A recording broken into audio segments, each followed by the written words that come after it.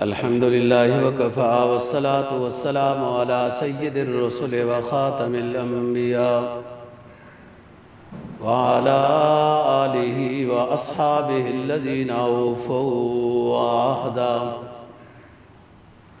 الذین هم خلاصة العرب العرباء وخیر الخلائق بعد الانبیاء اما بعد فاعوذ باللہ من الشیطان الرجیم بسم اللہ الرحمن الرحیم لقد رضی اللہ عن المؤمنین اذ یبایعونک تحت الشجرہ فعلم ما في قلوبهم فأنزل السكينة عليهم فأصابهم فتحا قريبا قال النبي صلى الله عليه وسلم قد سهل لكم من أمركم صدق الله العظيم وصدق رسوله النبي الأمي الكريم ونحن على ذلك لمن الشاهدين والشاكرين والحمد لله رب العالمين 26واں پارہ سورہ فتح کی ایک آیت کریمہ تلاوت کی ہے اور جناب نبی پاک صلی اللہ علیہ وسلم کا ایک فرمان تلاوت کیا ہے جس کو علامہ زرقانی نے روایت کیا ہے۔ آیت کریمہ کا مفہوم یہ ہے اللہ پاک راضی ہو گیا مومنین سے، لقد رضی اللہ عن المؤمنین اذ یبایعونک تحت الشجرہ، اللہ تعالیٰ ان تمام مومنین سے راضی ہو گیا کہ جو آپ کے ہاتھ پر بیعت کر رہے تھے درخت کے نیچے۔ فعلم ما فی قلوبہم، اللہ ان تمام مومنین کے دلوں کو جانتا ہے اور سکینت نازل کرے گا اور ان قریب فتح مبین عطا کرے گا۔ جناب نبی پاک صلی اللہ علیہ وسلم کے فرمان کا مفہوم یہ ہے، آپ نے فرمایا کہ سہیل آ رہا ہے، اللہ تعالیٰ تمہارے معاملے میں سہل پیدا کر دے گا، آسانی پیدا کر دے گا۔ ہم کافی عرصے سے تاریخ اسلام کے لحاظ سے گزارشات عرض کر رہے ہیں، تو غزوہ احد، احزاب وغیرہ کے بعد سن 5 ہجری میں جو واقعات ہوئے ان کو بیان کیا ہے۔ آپ صلی اللہ علیہ وسلم کو خواب آئی کہ میں اپنے ساتھیوں سمیت عمرہ کر رہا ہوں۔ آپ نے یہ خواب حضرات صحابہ رضی اللہ عنہم کے سامنے بیان کی۔ صحابہ تو کافی عرصے سے بیتاب تھے کہ اپنا علاقہ تھا مکہ مکرمہ، خصوصاً مہاجرین صحابہ، وہ اس شوق میں تھے کہ کب دوبارہ جائیں، اللہ کا گھر دیکھیں، عمرہ کریں، مکہ مکرمہ میں جائیں۔ تو یہ خواب جب سنی تو بہت خوش ہو گئے اور عمرہ کرنے کے لیے اپنے جذبات کا اظہار کرنے لگ گئے۔ یہاں پر ایک بات سمجھنی ہے کہ عام انسان کے لحاظ سے تو خواب کی 3 قسمیں ہیں۔ ان میں سے ایک قسم ایسی ہے کہ جس کی کوئی حقیقت ہوتی ہے، ایک وہ ہیں جو دن کو معاملات ہوتے رہتے ہیں، خیالات اور گپ شپ ہوتی ہے، وہی خواب آ جاتی ہے، اس کی کوئی حقیقت نہیں، اس میں شیطانی بھی داخل ہے۔ بعض دفعہ صحت کے لحاظ سے کوئی ڈرونی خوابیں یا اس طرح کچھ ہوتا ہے، ان کی بھی کوئی حقیقت نہیں، بس جاگ آ جائے تو حکم ہے اعوذ باللہ من الشیطان الرجیم پڑھ لی جائے۔ ایک خواب ایسی ہوتی ہے جس کی کچھ حقیقت ہے، جس کو نبوت کا 46واں حصہ حدیث میں فرمایا گیا ہے، آخری رات کے حصے میں آئے اور دن کو خواب یاد بھی ہو، پھر اس کی کچھ تعبیر ہوتی ہے، اور ہو سکتا ہے کہ کچھ بھی نہ ہو، لیکن یہاں پر یہ بتایا گیا ہے کہ کسی صحیح مخلص نیک آدمی سے خواب کی تعبیر پوچھنی چاہیے، جو آپ کو زیادہ اچھا لگتا ہے، کیونکہ بہت سارے خواب کا تعلق تقدیر معلق سے ہے۔ تقدیر معلق کا مطلب یہ ہے کہ اس نے یہ کہا تو یہ ہو جائے گا، یہ کہا تو یہ ہو جائے گا۔ اس لیے خواب کی تعبیر ایک نیک مخلص آدمی سے پوچھی جائے تاکہ وہ اس کی اچھی تعبیر بتائے، جو حکم ہے کہ اسی طرح ہو جائے گا۔ یہ تو عام انسانوں کے ساتھ تعلق ہے۔ جو خواب کے انبیاء علیہ السلام کو آتی ہے، وہ خواب حجت ہوتی ہے، وحی کے حکم میں ہوتی ہے۔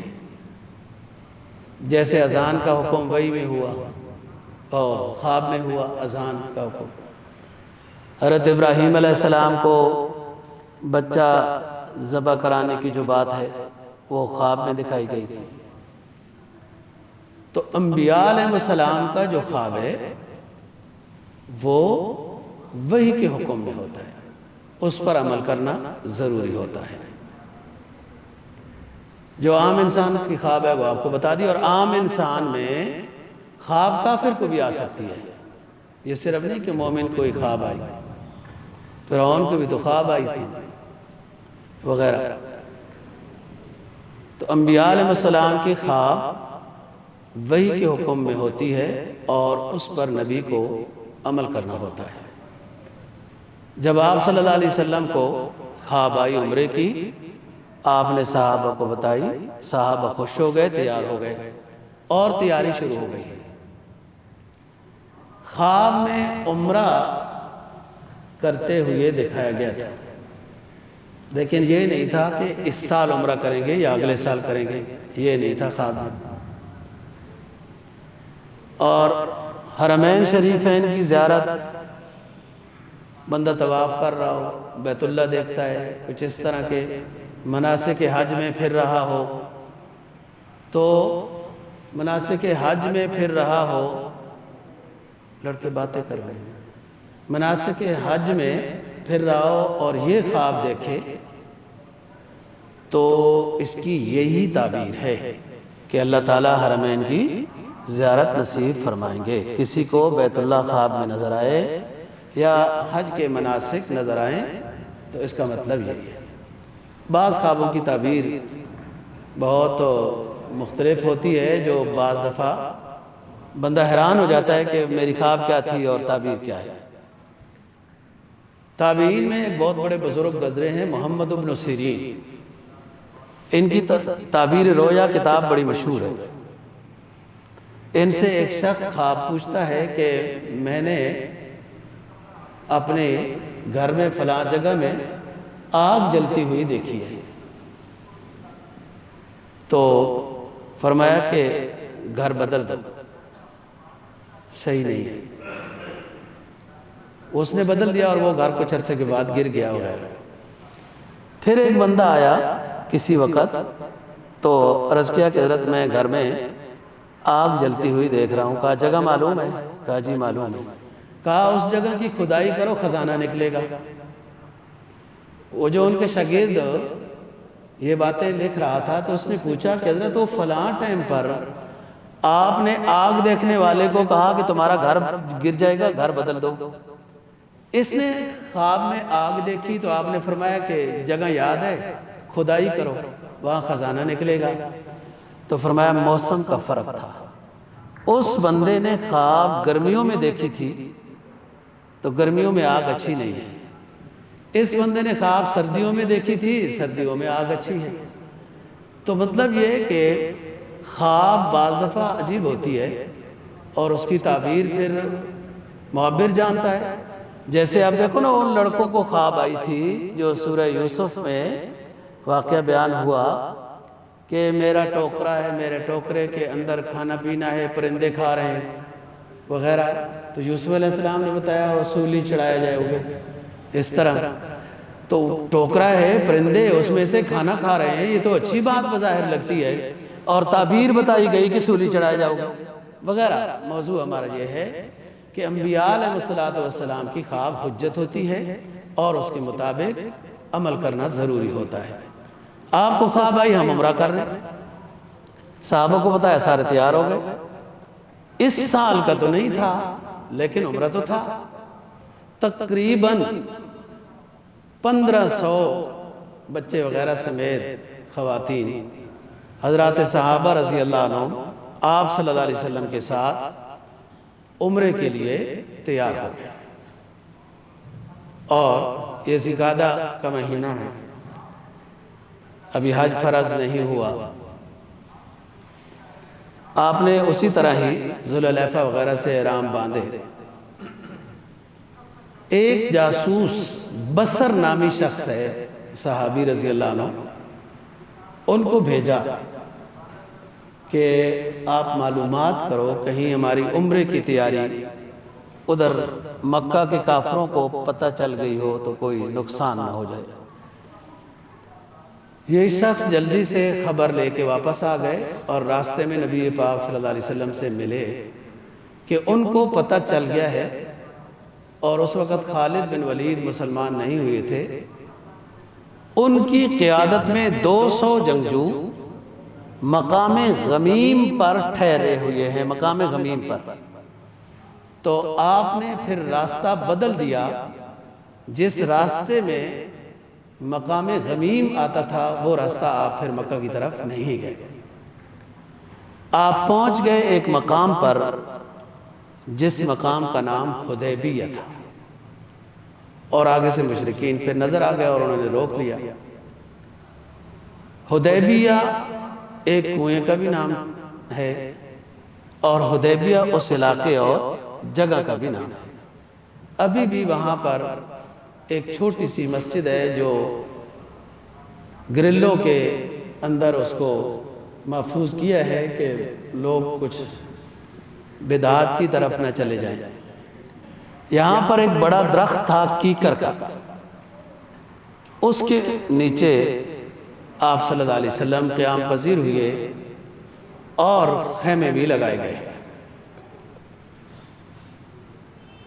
اور رکاوٹ کو دور کرنے کے لیے فراش نامی ایک شخص ہیں صحابی رضی اللہ عنہ، ان کو اونٹ دیا کہ مکہ میں جا کے بتا دو ہمارا کام صرف عمرہ کرنا ہے اور ہمارا کوئی جنگ کا ارادہ نہیں ہے. یہ شخص جب گئے تو ان کو گرفتار کر لیا اور ان کے اونٹ کو ذبح کر کے کھا گئے. فراش کو قتل کرنا چاہا لیکن آپس میں اختلاف ہو گیا کہ نہیں کرنا چاہیے، کیا ضرورت ہے وغیرہ. بہرحال یہ واپس آ گئے. یہ 9 میل کے مکہ مکرمہ سے 9 میل کے فاصلے پر حدیبیہ ہے. آج کل اس کو شمیسیہ بھی کہتے ہیں. باقاعدہ اب تو عمارتیں بن گئی اور شمیسیہ کے نام سے بھی عمارتیں ہیں. بہرحال دوبارہ آپ نے مشورہ کیا کہ ان کو صحیح معنی میں اطلاع ہو جائے کہ ہمارا ارادہ صرف عمرہ کرنا ہے. اس پر مشورہ حضرت عمر رضی اللہ تعالیٰ عنہ کے بارے میں بھی ہوا کہ ان کو بھیجا جائے. تو بعض رات نے حضرت عثمان غنی رضی اللہ تعالیٰ عنہ کا مشورہ دیا کہ ان کو بھیجا جائے. حضرت عثمان کے رشتہ دار بھی مکہ میں موجود ہیں، حضرت عثمان کے احسانات بھی ہیں مکہ والوں پر زمانہ اسلام سے پہلے کھانے پینے کے لحاظ سے. حضرت عمر جذباتی سے آدمی ہیں اور یہ تھوڑے سے متحمل ہیں. اور عمر رضی اللہ عنہ کا کوئی رشتہ دار بھی مکہ میں نہیں ہے، اگر کوئی ہے تو وہ سخت ناراض ہے۔ تو طے یہ ہوا کہ حضرت عثمان غنی رضی اللہ عنہ کو بھیجا جائے، چنانچہ ان کو بھیج دیا گیا۔ ان کا ایک رشتہ دار سعید بن ابان مکہ میں تھا، اس کو اطلاع دی، اس نے ان کو امن دے دیا، جو زمانہ اس زمانے کا طریقہ کار تھا۔ یہ وہاں ٹھہرے اور پیغام بھجوایا کہ یہ ہمارا ارادہ ہے۔ آپ صلی اللہ علیہ وسلم 1400-1500 صحابہ رضی اللہ عنہ کے ساتھ تشریف لائے ہیں، احرام میں ہیں اور عمرہ کرنے کا ارادہ ہے۔ عمرے میں جتنا ٹائم لگے گا بس اتنے ٹائم پر ہم نے رہنا ہے مکہ مکرمہ میں۔ اور انہوں نے یہ اعلان وغیرہ سنا، حضرت عثمان کو اس سعید بن ابان کے جو امان میں تھے وہاں سے گرفتار کر لیا۔ گرفتار کرنے کے بعد خبر مشہور ہو گئی کہ حضرت عثمان غنی رضی اللہ تعالیٰ عنہ کو شہید کر دیا گیا ہے۔ یہ خبر آپ تک پہنچی، آپ کو بڑا صدمہ ہوا۔ یہ وہ جگہ تھی کہ جو میں نے بتایا کہ حدیبیہ نام کا کنواں بھی تھا اور چھوٹا سا گاؤں بھی تھا۔ صحابہ نے عرض کیا کہ حضور پانی ختم ہو گیا، جس کنویں سے ہم پانی ضرورت کا لے رہے تھے وہ پانی ختم ہو گیا۔ آپ نے اپنے تیرکش سے ایک تیر نکالا اور ایک صحابی کو دیا کہ جا کے اس کنویں کے درمیان میں میرے تیر کو گھاڑ دے۔ ایسا ہی ہوا اور پانی اس طرح ابلنے لگا، جوش مار کر، جیسے بعض دفعہ چشموں سے اترتا ہے پانی نکلتا ہے، یوں پانی نکلتا رہا اور صحابہ نے اپنی ضروریات پوری کی۔ عثمان غنی رضی اللہ تعالیٰ عنہ کی شہادت مشہور ہو گئی۔ یہاں پر ایک چھوٹی سی بات برائے سبق عرض کرنی ہے۔ مکہ مکرمہ 9 میل پر ہے، یہاں پر نبی موجود ہے۔ خبر جھوٹی ہے کہ عثمان شہید کر دیے گئے اور آپ نے فرمایا کہ سب جمع ہو جاؤ، ہم عثمان کے خون کا بدلہ لے کر جائیں گے۔ سب سے پہلے ایک شخص ہیں ابو سنان، آپ نے فرمایا کہ ہم عثمان کے خون کا بدلہ لے کر جائیں گے اور میرے ہاتھ پر جہاد کی بیعت کرو۔ سب سے پہلے جو بیعت کے لیے شخص کھڑا ہوا اور آیا اس کا نام ابو سنان ہے رضی اللہ عنہ۔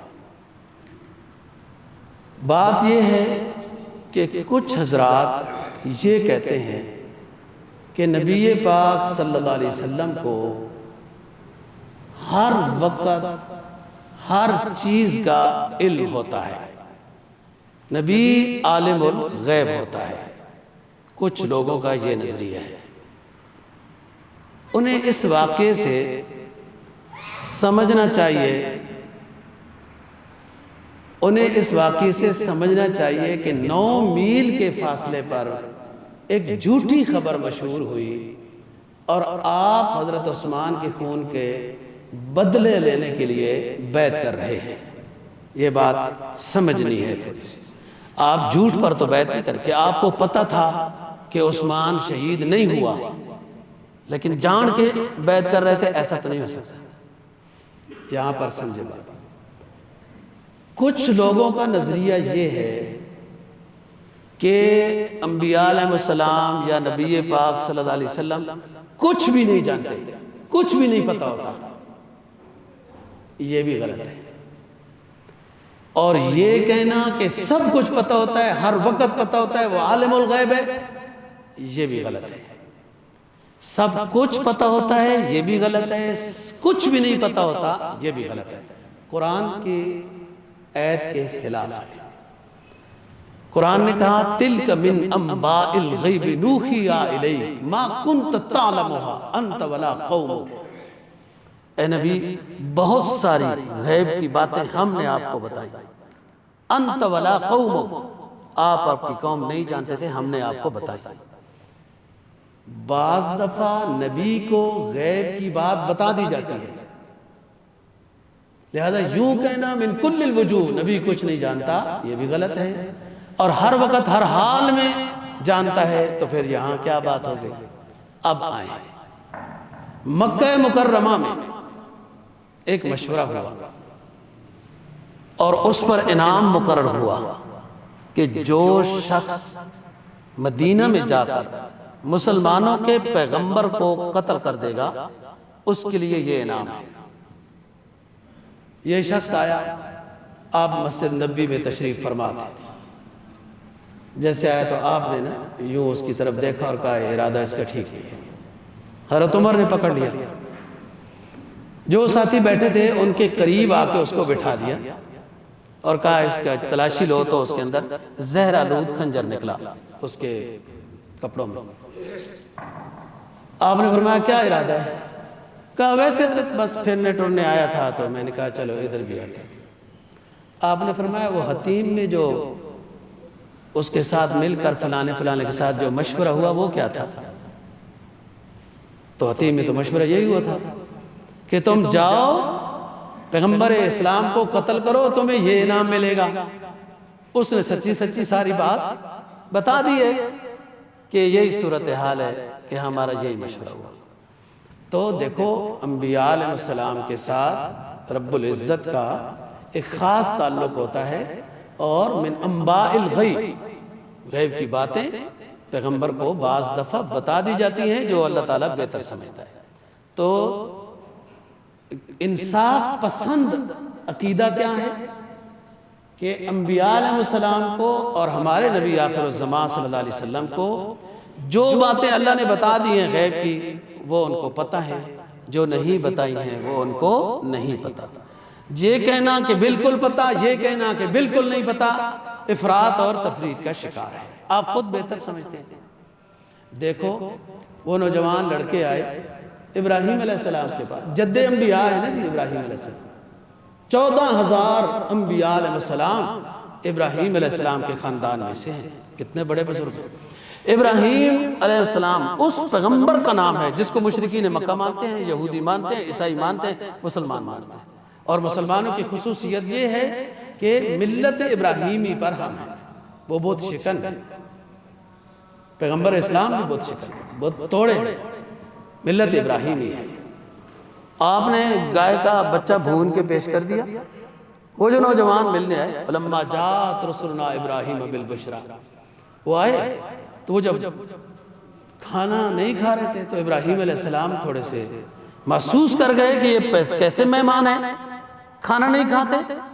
پھر انہوں نے بتایا کہ انا ارسلنا الی قوم لوط، ہم فرشتے ہیں، ہم کھانا نہیں کھاتے، ہمیں آپ کے لیے بیٹے کی بشارت دے کر بھیجا گیا اور قوم لوط کے لیے عذاب بنا کر بھیجا گیا ہے۔ ابراہیم علیہ السلام نے ان مہمانوں کو نہیں پہچانا تھا۔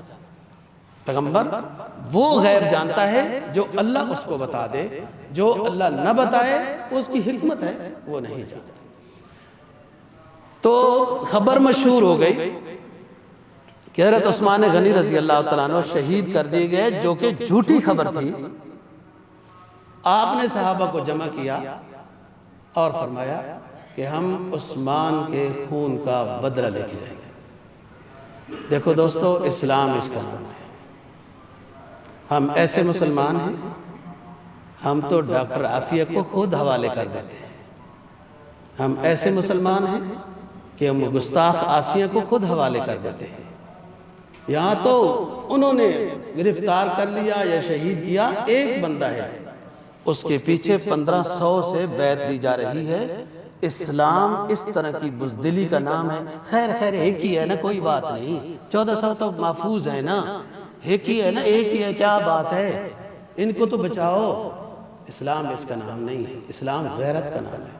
آپ صلی اللہ علیہ وسلم کا فرمان ہے نا، سب سے بڑا غیرت مند اللہ ہے، اس کے بعد میں ہوں، اس کے بعد مومنین ہیں درجہ بدرجہ، درجہ بدرجہ۔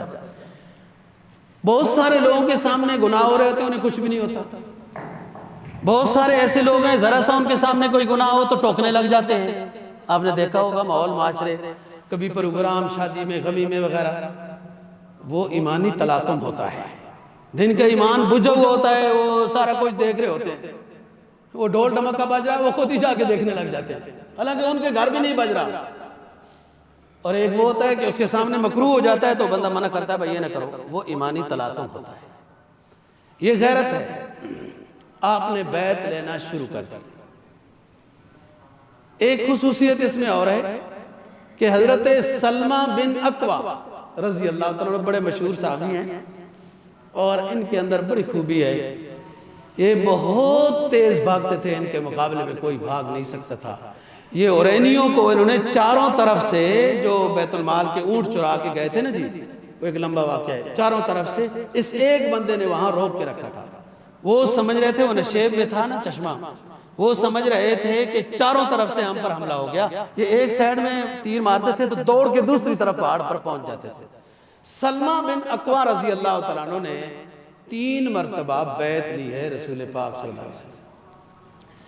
جب ابو سنان اٹھے تھے بیعت لینے کے لیے تو آپ نے روک لیا۔ آپ کس نیت سے میرے ہاتھ پر بیعت لے رہے ہو؟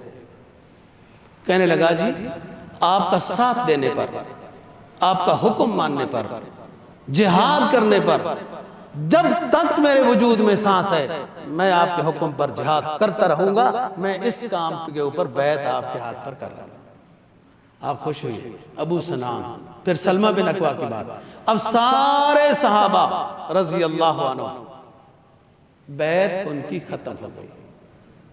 اب یہاں پر ایک سبق کی بات ہے، اور جیسے ابھی پہلے بتایا، نبی پاک صلی اللہ علیہ وسلم کے 23 سالہ دور میں مکہ مکرمہ میں بھی بیعتیں ہوئی۔ یہ بیعت نہیں ہوتا، بیعت ہوتا ہے۔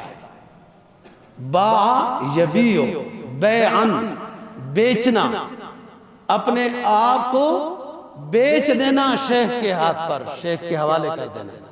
بیعت اس کی جمع بیوت ہوتی ہے، گھر کو کہتے ہیں، نیند والے کمرے کو کہتے ہیں بیعت۔ بیعت باع یبیع، یا ایھا النبی اذا جاءک المؤمنات یبایعنک علی اللہ یشرکن باللہ شیئا۔ میں ایک چھوٹا سا سبق بتانا چاہتا ہوں، یہ سارے سبق میرے لیے بھی ہیں۔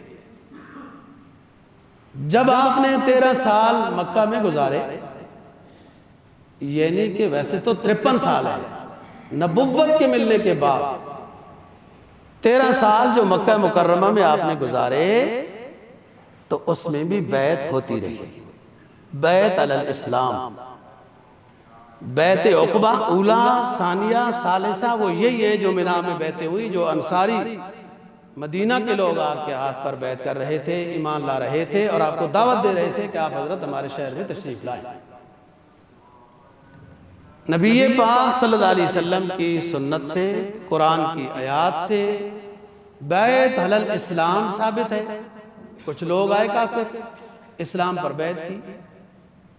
بیعت علی الجہاد ہے، جیسے کہ ابھی آپ صلح حدیبیہ تحت الشجرہ، اذ یبایعونک تحت الشجرہ، اے نبی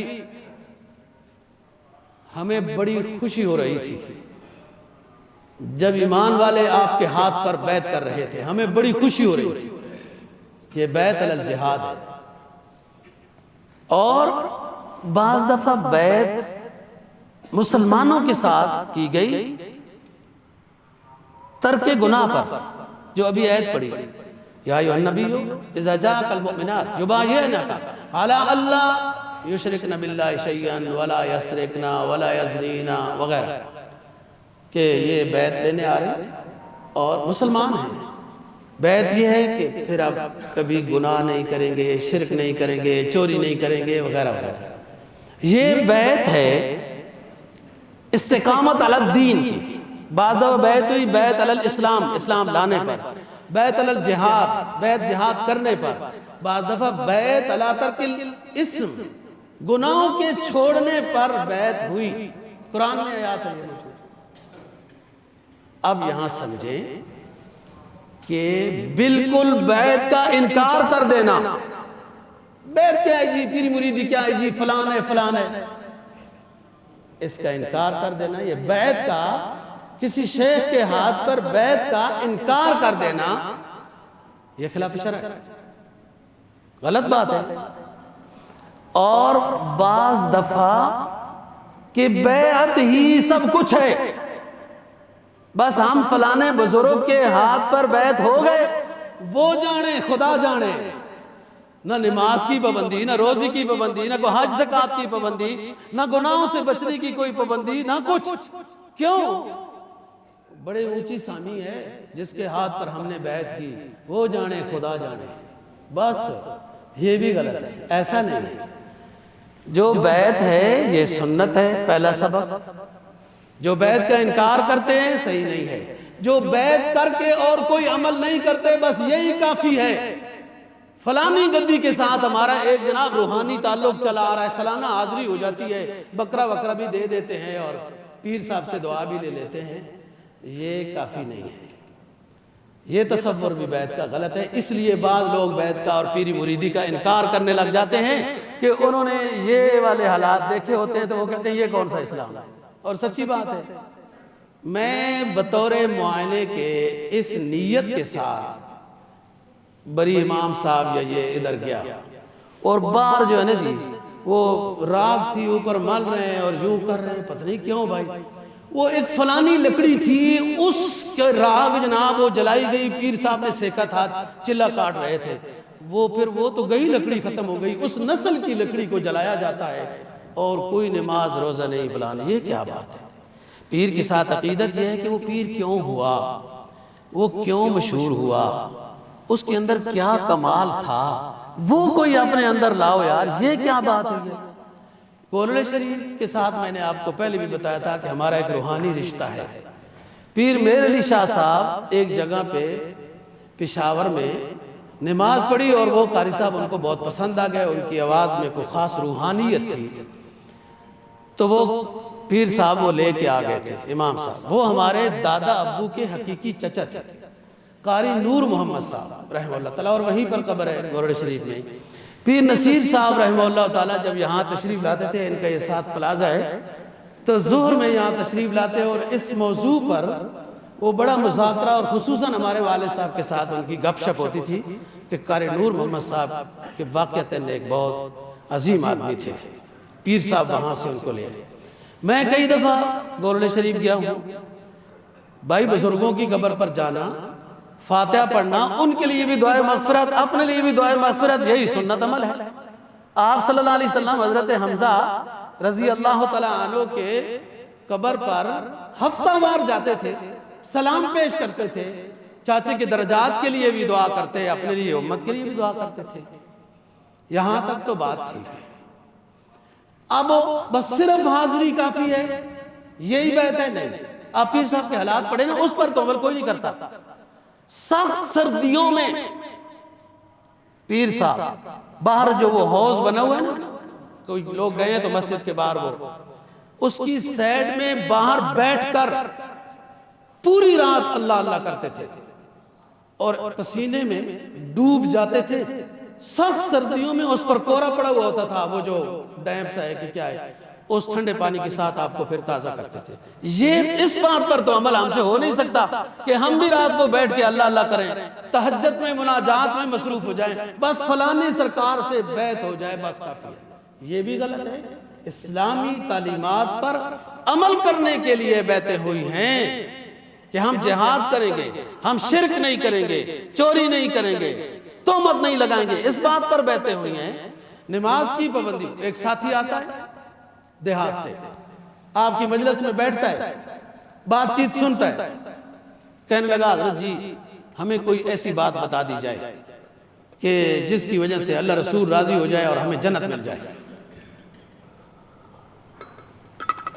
آپ نے فرمایا ایمان لاؤ، تعبد اللہ ولا تشرک بھی شیئا، تقیم الصلاۃ تؤتی الزکاۃ تحج البیت، ایمان لاؤ، نماز کی پابندی کرو، روزہ جب فرض ہو اس کی پابندی کرو، زکوٰۃ دو، حج کرو تو جنت میں چلے جاؤ گے۔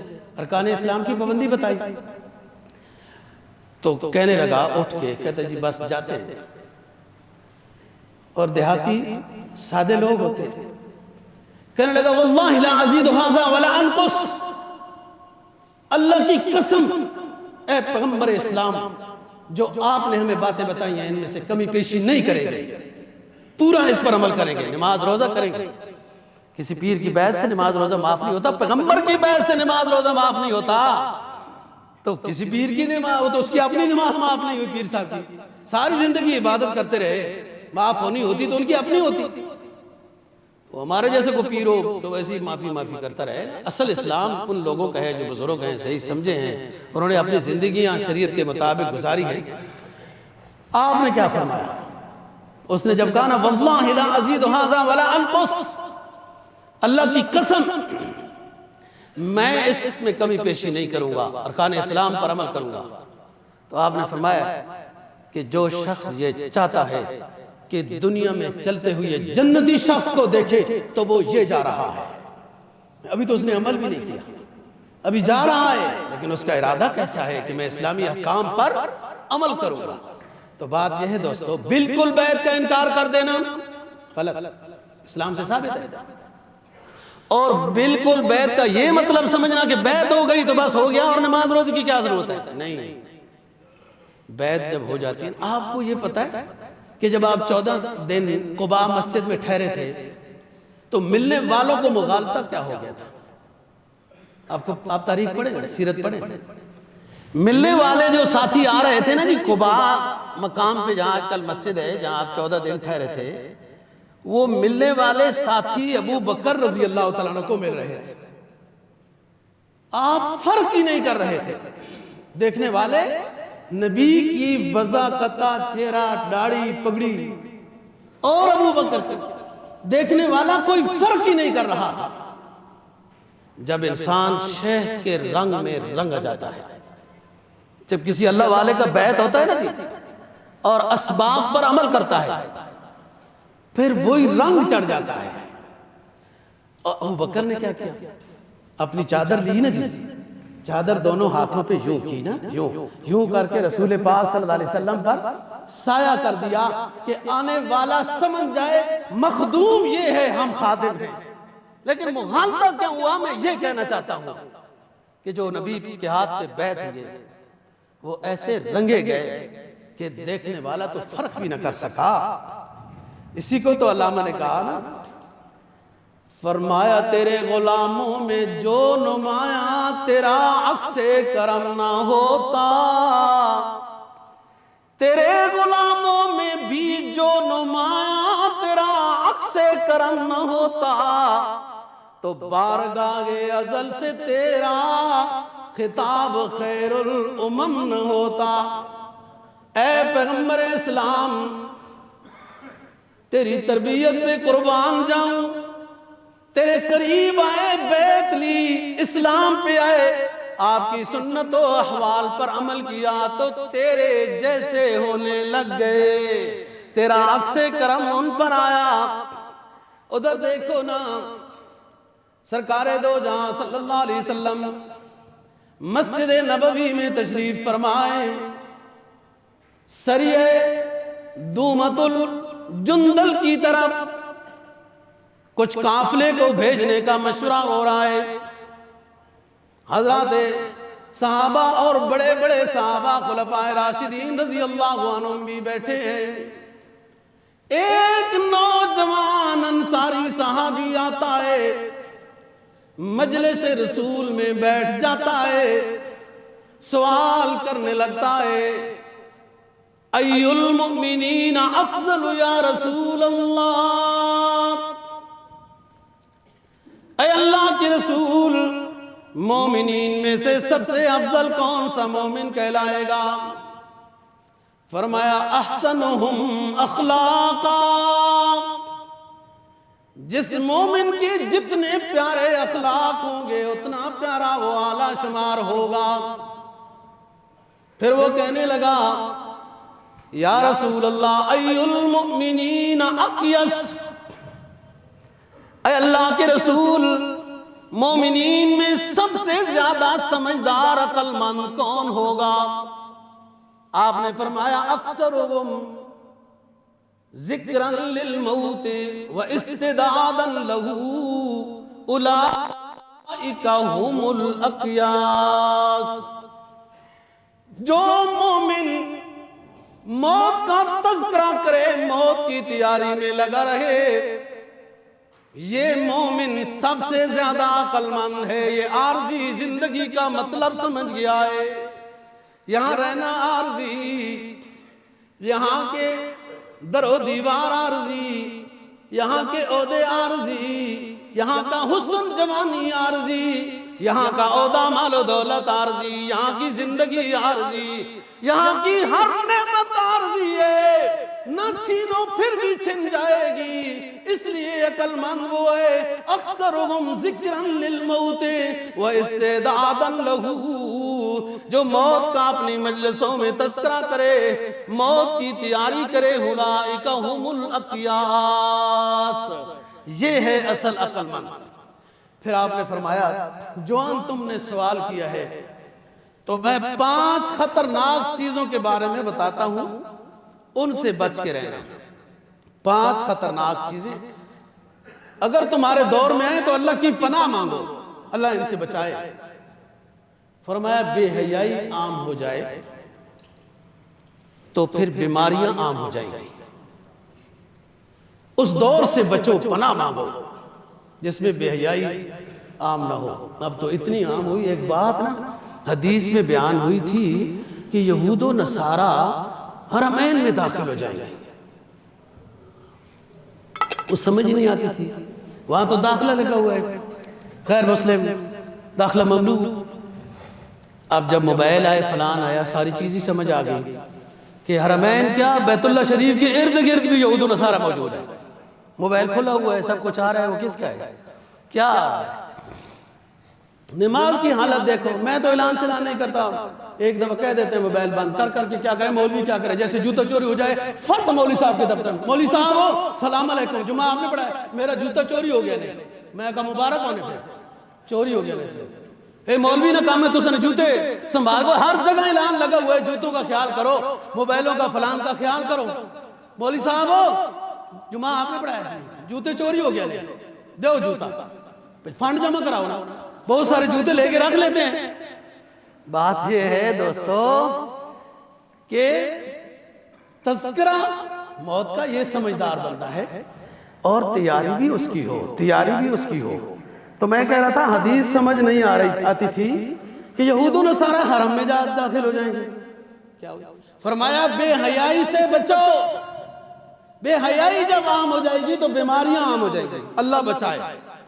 اللہ تعالیٰ صحت و عافیت کی زندگی عطا فرمائے، جتنی زندگی ہے اللہ برکت والی دے، ڈاکٹروں سے، وکیلوں سے، حسینوں کی نگاہوں سے، یہ 3 چیزیں ہیں دنیا میں، ہنسنے کی بات نہیں، حقیقت کی بات ہے۔ بچائے اللہ ہم کو وکیلوں سے، طبیبوں سے، حسینوں کی نگاہوں سے، سب کچھ گیا، وکیل کرنا آج فوٹو سٹیٹ کرانی ہے، وہ تھوڑے سے پیسے الگ فیس لے چکا ہے، اللہ حلال کھانے کی توفیق نصیب فرمائے، پیسے فیس لے لیے، آج ویسے کیا ہے وہ جو ہوتا ہے، آج مطلب تاریخ ہے، 5,000 روپے دو فوٹو سٹیٹ کرانی ہے، بچائے اللہ، مقدمہ بھی کوئی نہیں جیتنا شیتنا ہارنا پتہ نہیں کیا ہونا ہے، اللہ بچائے مقدموں سے۔ اور دوسری بات کہ اللہ بچائے ڈاکٹروں سے، دیتے جاؤ فیس وغیرہ کرتے جاؤ۔ اور پھر تیسری چیز کہ اللہ تعالیٰ اللہ رسول کی محبت عطا فرمائے، یہ غیر اللہ کی محبت اور عشق سے بچائے، عزت لوٹ گئی، پیسہ لوٹ گیا، صحت برباد ہو گئی، سارے لوگ بدنامیاں کریں گے، یہ وہ ہے، یہ وہ ہے۔ اور دوسری چیز فرمائی ناپ تول میں کمی کرو گے تو مشقتوں میں مبتلا ہو جاؤ گے۔ تیسری چیز زکوٰۃ نہیں دو گے تو بے موسم بارش ہوگی، وہ بھی جانوروں کے لیے، تمہارے لیے نہیں۔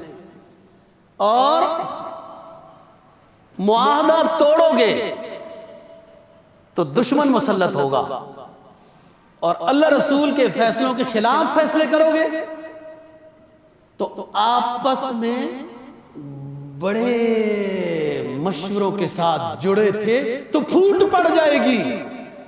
کیا سمجھاؤ بلو ایریا والا بندہ، ہم نے بڑی بات کر دی ہے، بڑی لمبی لمبی میٹنگوں کے بعد مل کر حکمرانی بنائی تھی، اللہ رسول کے فیصلوں کے خلاف فیصلے کرو گے تو آپس میں پھوٹ پڑ جائے گی۔ فرمایا ان 5 چیزوں سے بچ کے رہنا۔ اب آؤ، 1400-1500 صحابہ نے بیعت کر لی،